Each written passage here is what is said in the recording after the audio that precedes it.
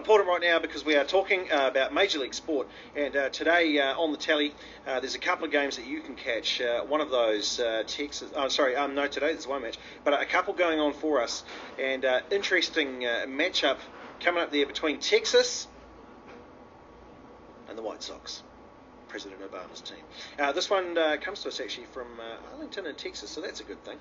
Joining us on the line right now, the editor of White Sox Gab, and just a ton of areas where you can find him around the internet and stuff, daily video feeds for White Sox Pro TV Sports, is Bill Mahoney, joins us on the line right now. G'day, Bill. How you doing? Good. How about yourself? Very good. Sorry, I gave you a New Zealand pronunciation of your surname down there. Do you go with? I don't mind. You made it sound so nicely. You call me whatever you want. Oh, that could be your exotic overseas surname, isn't it? Yes. Exactly. Now, but just before we start off, and Ryan was really happy about this, you were a finalist on Wipeout. That's awesome. I was. I was. I got beat up, but I made it into the finals, which was very surprising. That's great. Those big red balls to bounce off and then land in the water. How, is it sort of a? How was your neck afterwards? Oh my gosh! I was. To be honest with you, the big balls are so soft when you hit them. They actually don't hurt. They're actually a lot of fun. There's a lot of other things like the bats when the things come out to hit you. Those would hurt, and afterwards you feel it. The next day I had trouble putting on my shoes. It was a very difficult. But I would do it again. That's why I'm crazy. It'd be fun to do. Yeah, those and the giant cotton buds flying around trying to knock you off. Oh, it's great fun. It's a good watch that one there as well. It is. It's a heck of a workout. Well, look, let's have a look at this. We've got the Texas is a team that we believe in quite mightily down here. We don't mind doing the odd punt on a game, as you do. However, this series so far, a 3-game series, and we've got the Sox up 2-0. Yeah. The key is the Sox have actually, since they got home, they went on that road trip after the All-Star break, really struggled. You thought, man, what's going on? Are they about ready to go into that little bit of a swoon? They came back, swept Minnesota. Now they're in Texas. Texas is slumping a little bit right now, but the Sox have found their power stroke. I believe they had like 13 home runs over the last 5 games. They got Dunn and Konerko hitting one yesterday. They've really just turned it on in the power department, and that is what makes the White Sox go. When they're hitting the ball out of the park and their key guys are hitting the ball out of the park, that's to make the White Sox be exactly where they are, 2.5 games ahead of Detroit. Surprisingly, 2.5 games ahead. I suppose what's a good one is that you come in and you smash about one of the hottest new pitches.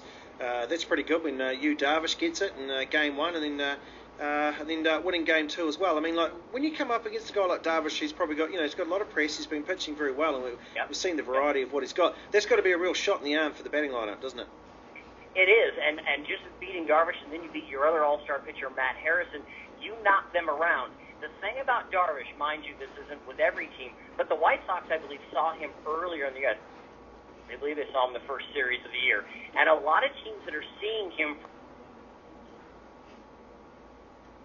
for a second time are actually able to pick up the way he pitches. He throws 10 pitches, doesn't always throw them all, but he throws a bunch of off-speed, 10 different ones, and the White Sox have now seen it. So in a sense, that helped them this time around when they knocked him around, and yesterday was even more surprising to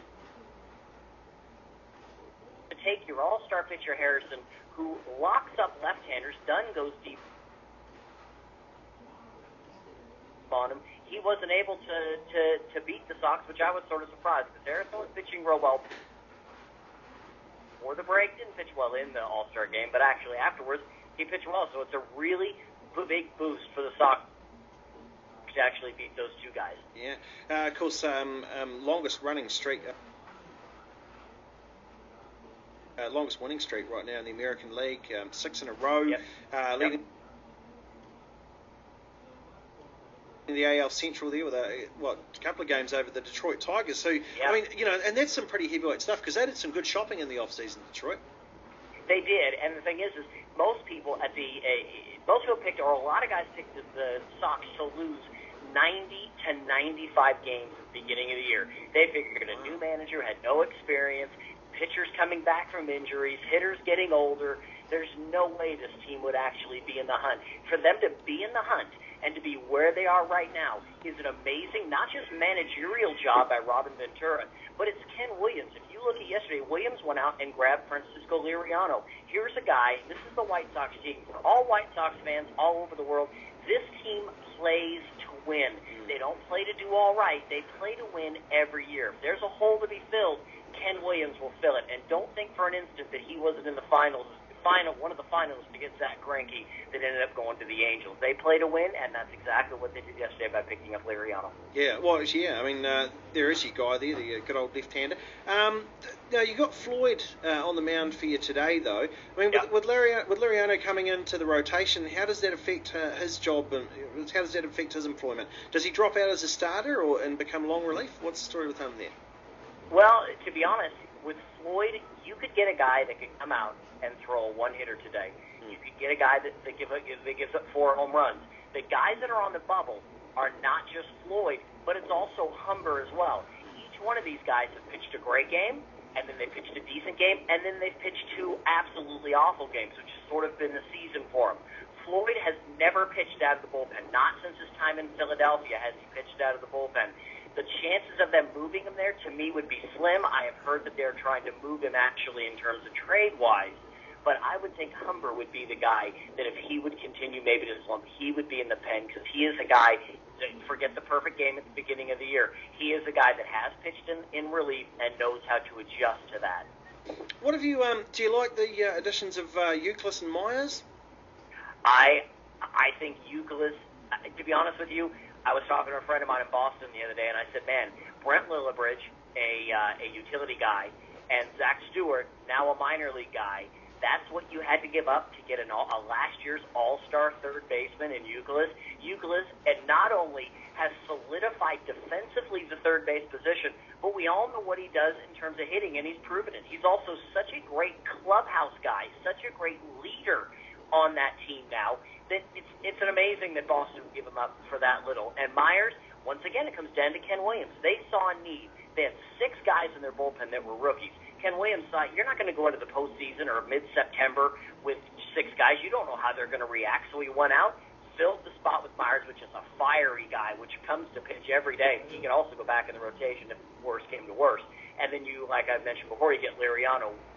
Myers, Youkilis, and Liriano are great moves by Ken Williams. Great moves. Yeah. Well, look, folks, Bill Marnie's joined us on the line here today to talk about this matchup. Rangers versus Sox. Today, everywhere I had a look, whether it was Vegas or over here at our bookmakers and stuff like that, Texas pretty handy favourites. And even I had a look on one of those, sites where you can see people voting for it. 83% of America think that Texas win today. How come? Because they're Texas. Because they have an offense that's deep at every position. The thing is they're in a little bit of a slump right now. They've lost 3 straight to the Sox, or 5, now. They're just slumping. But Josh Hamilton yesterday was booed. How many times has Josh Hamilton ever been booed in Texas? Now, the thing is, people are going to pick Texas because, one, they're playing in the small ballpark, plus Gavin Floyd's pitching, and you never know who they're going to get. It would not surprise me one bit, one iota, if Chicago goes in there and takes this game tonight. Texas is in a bit of a tailspin right now, and this is the perfect time for the White Sox to take advantage of it. Well, Bill, we admire your tenacity in covering baseball, your tenacity in bouncing off the big red balls and being all right. And, mate, hopefully we'll get to talk again soon. Good on you. I sure hope so. You ever need something, you come to me. I'm here for you. Okay. Get on Wipeout. I want to see you guys on it. All right, well, there it's a deal. There is the editor of White Sox Gab and also contributor there for Pro TV Sports. That is Bill Marnie, or Bill Mahoney, as they say in the USA today. Yeah, it's an interesting one. Texas Rangers quite heavily favoured. After talking with Bill, I'm thinking it's not the Texas Rangers are sending out the best pitcher in the world at all.